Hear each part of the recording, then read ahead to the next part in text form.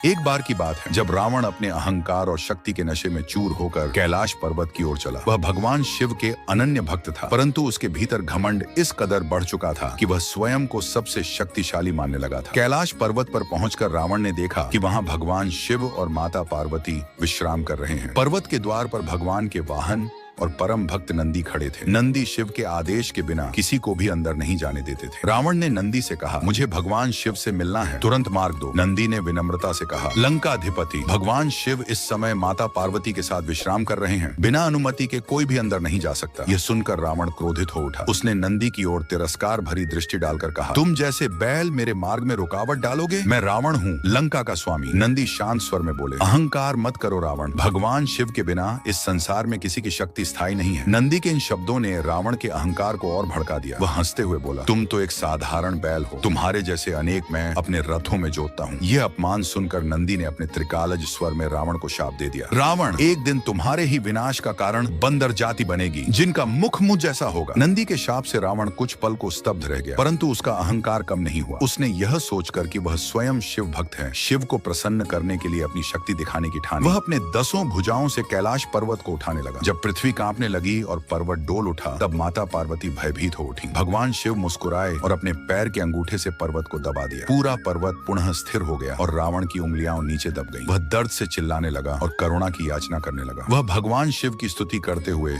शिव तांडव स्तोत्र का उच्चारण करने लगा। उसकी भक्ति से प्रसन्न होकर भगवान शिव ने उसे मुक्त किया और आशीर्वाद दिया कि उसका नाम सदा भक्तों में लिया जाएगा, परंतु चेतावनी भी दी, रावण अपने अहंकार को त्याग दो, नहीं तो यही तुम्हारे पतन का कारण बनेगा। रावण नंदी के शाप और भगवान शिव की चेतावनी दोनों को भूल गया और कालांतर में वही शाप सत्य हुआ जब वानर सेना के हाथों उसका लंका नाश हुआ। इस प्रकार नंदी और रावण की यह कथा सिखाती है कि चाहे शक्ति कितनी भी बड़ी क्यों न हो, अहंकार का अंत हमेशा विनाश।